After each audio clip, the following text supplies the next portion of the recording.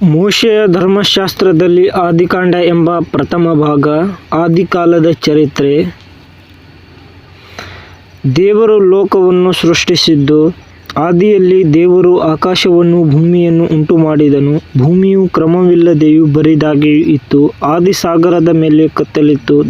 ದೇವರಾತ್ಮವು ಜಲಸಮೂಹಗಳ ಮೇಲೆ ಚಲಿಸುತ್ತಿತ್ತು. ಆಗ ದೇವರು ಬೆಳಕಾಗಲಿ ಅನ್ನಲು ಬೆಳಕಾಯಿತು. ದೇವರು ಆ ಬೆಳಕನ್ನು ಒಳ್ಳೆಯದೆಂದು ನೋಡಿದನು. ದೇವರು ಬೆಳಕನ್ನೂ ಕತ್ತಲೆಯನ್ನು ಬೇರೆ ಬೇರೆ ಮಾಡಿ, ಬೆಳಕಿಗೆ ಹಗಲೆಂದೂ ಕತ್ತಲೆಗೆ ಇರುಳೆಂದು ಹೆಸರಿಟ್ಟನು. ಹೀಗೆ ಸಾಯಂಕಾಲವೂ ಪ್ರಾತಃಕಾಲವೂ ಆಗಿ ಮೊದಲನೆಯ ದಿನವಾಯಿತು.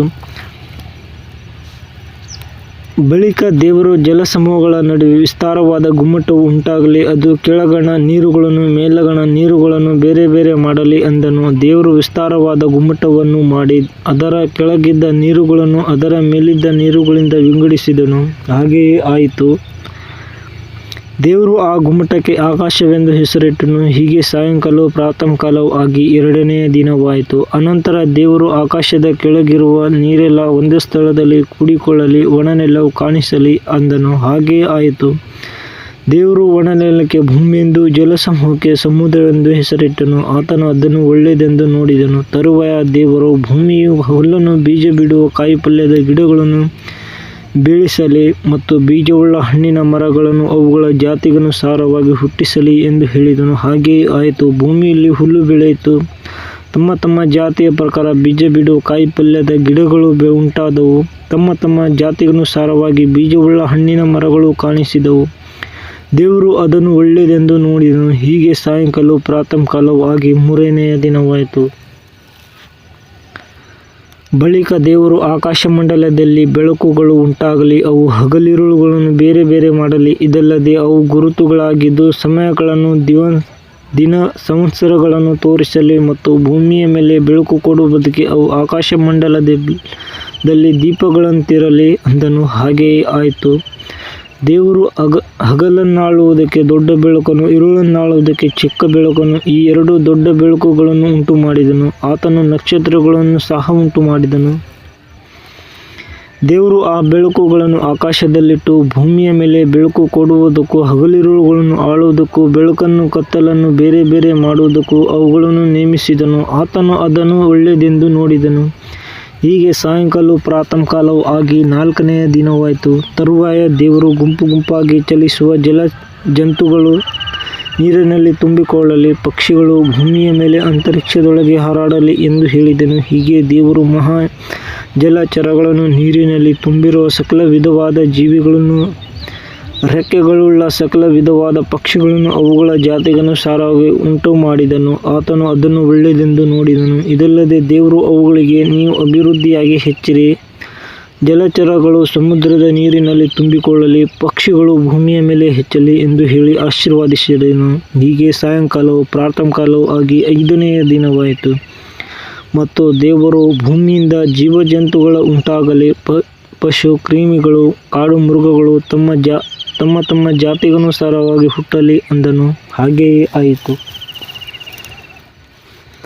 ದೇವರು ಕಾಡು ಮೃಗಗಳನ್ನೂ ಪಶುಗಳನ್ನೂ ನೆಲದ ಮೇಲೆ ಹರಿದಾಡುವ ಕ್ರಿಮಿಕೀಟಗಳನ್ನು ಅವುಗಳ ಜಾತಿಗನುಸಾರವಾಗಿ ಉಂಟುಮಾಡಿದನು. ಆತನು ಅದನ್ನು ಒಳ್ಳೆಯದೆಂದು ನೋಡಿದನು. ಆಮೇಲೆ ದೇವರು, ನಮ್ಮ ಸ್ವರೂಪದಲ್ಲಿ ನಮ್ಮ ಹೋಲಿಕೆಗೆ ಸರಿಯಾಗಿ ಮನುಷ್ಯರನ್ನು ಉಂಟುಮಾಡೋಣ.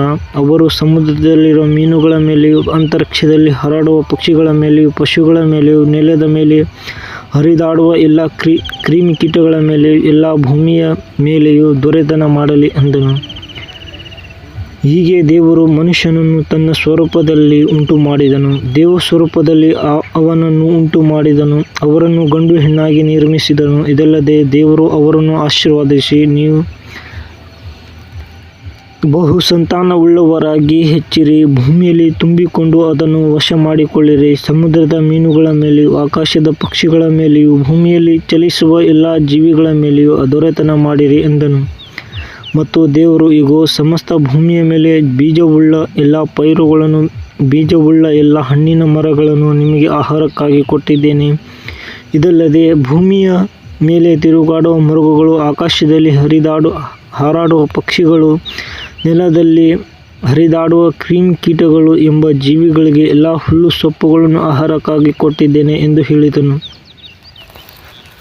ಅದು ಹಾಗೆಯೇ ಆಯಿತು. ದೇವರು ತಾನು ಉಂಟು ಮಾಡಿದ್ದನ್ನೆಲ್ಲ ನೋಡಲಾಗಿ ಅದು ಬಹು ಒಳ್ಳೆಯದಾಗಿತ್ತು. ಸಾಯಂಕಾಲವೂ ಪ್ರಾತಃಕಾಲವೂ ಆಗಿ 6ನೆಯ ದಿನವಾಯಿತು.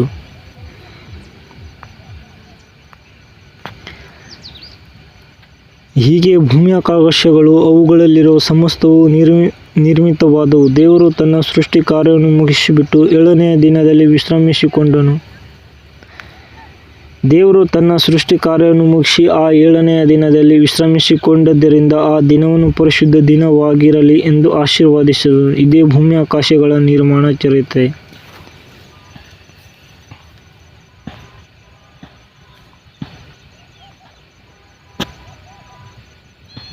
ಏದೆನ್ ವನವು ಪಾಪೋತ್ಪತ್ತಿಯು.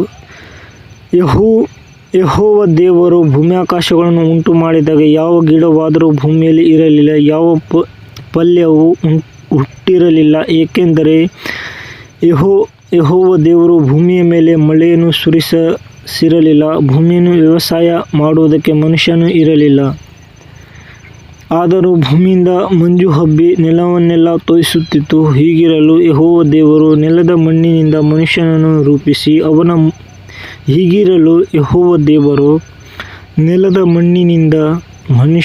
ರೂಪಿಸಿ ಅವನ ಮೂಗಿನಲ್ಲಿ ಜೀವಶ್ವಾಸವನ್ನು ಊದಿದನು.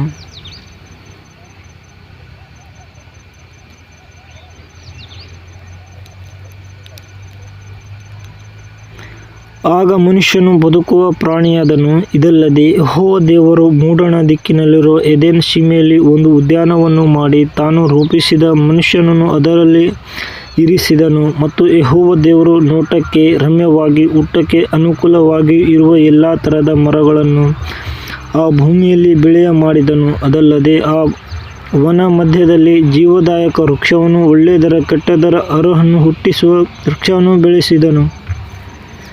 ಏದೆನ್ ಸೀಮೆಯಲ್ಲಿ ಒಂದು ನದಿ ಹುಟ್ಟಿ ಆ ವನವನ್ನು ತೋಯಿಸುತ್ತಿತ್ತು. ಅದು ಆಚೆ ಕಡೆಯಲ್ಲಿ ಒಡೆದು 4 ಶಾಖೆಗಳಾಯಿತು. ಮೊದಲನೆಯದರ ಹೆಸರು ಪಿಶೋನ್. ಅದು ಬಂಗಾರ ದೊರಕುವ ಹವೀಲ ದೇಶವನ್ನೆಲ್ಲ ಸುತ್ತುವುದು. ಆ ದೇಶದ ಬಂಗಾರವು ಶ್ರೇಷ್ಠವಾದದ್ದು. ಅಲ್ಲಿ ಬದಲೋಖ, ಧೂಪವು, ಗೋಮೇಧಿಕ ರತ್ನವು ಸಿಕ್ಕುತ್ತವೆ. ಎರಡನೆಯ ನದಿಯ ಹೆಸರು ಗೀಹೋನ್. ಅದು ಕೂಷ್ ದೇಶವನ್ನೆಲ್ಲ ಸುತ್ತುವುದು. ಮೂರನೆಯ ನದಿಯ ಹೆಸರು ಹಿದ್ದೆಕೆಲ್. ಅದು ಅಶ್ಶೂರ್ ದೇಶದ ಮುಂದೆ ಹರಿಯುವುದು. ನಾಲ್ಕನೆಯದು ಯೂಫ್ರೇಟಿಸ್ ನದಿ. ಯೆಹೋವ ದೇವರು ಆ ಮನುಷ್ಯನನ್ನು ಕರಕೊಂಡು ಹೋಗಿ ಏದೆನ್ ತೋಟವನ್ನು ವ್ಯವಸಾಯ ಮಾಡುವುದಕ್ಕೂ ಕಾಯುವುದಕ್ಕೂ ಅದರಲ್ಲಿ ಇಟ್ಟನು. ಇದಲ್ಲದೆ ಯೆಹೋವ ದೇವರು ಆ ಮನುಷ್ಯನಿಗೆ, ನೀನು ತೋಟದಲ್ಲಿರುವ ಎಲ್ಲ ಮರಗಳ ಹಣ್ಣುಗಳನ್ನು ಯಥೇಚ್ಛವಾಗಿ ತಿನ್ನಬಹುದು, ಒಳ್ಳೆಯದರ ಕೆಟ್ಟದರ ಅರಹನ್ನು ಹುಟ್ಟಿಸುವ ಮರದ ಹಣ್ಣನ್ನು ಮಾತ್ರ ತಿನ್ನಬಾರದು, ತಿಂದ ದಿನ ಸತ್ತುಹೋಗುವಿ ಎಂದು ವಿಧಿಸಿದನು.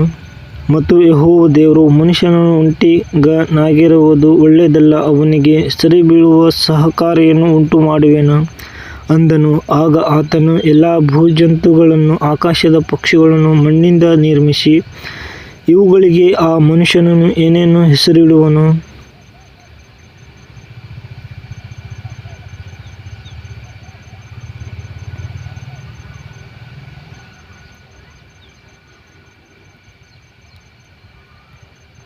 ನೋಡೋಣ ಎಂದು ಅವನ ಬಳಿಗೆ ಬರಮಾಡಿದನು. ಮನುಷ್ಯನು ಒಂದೊಂದು ಪ್ರಾಣಿಗೆ ಯಾವ ಯಾವ ಹೆಸರಿಟ್ಟನೋ ಅದೇ ಹೆಸರಾಯಿತು. ಹೀಗೆ ಆ ಮನುಷ್ಯನು ಎಲ್ಲ ಪಶುಗಳಿಗೂ, ಆಕಾಶದ ಪಕ್ಷಿಗಳಿಗೂ, ಕಾಡು ಮೃಗಗಳಿಗೂ ಹೆಸರಿಟ್ಟನು. ಆದರೆ ಆ ಮನುಷ್ಯನಿಗೆ ಸರಿಬೀಳುವ ಸಹಕಾರಿ ಕಾಣಿಸಲಿಲ್ಲ.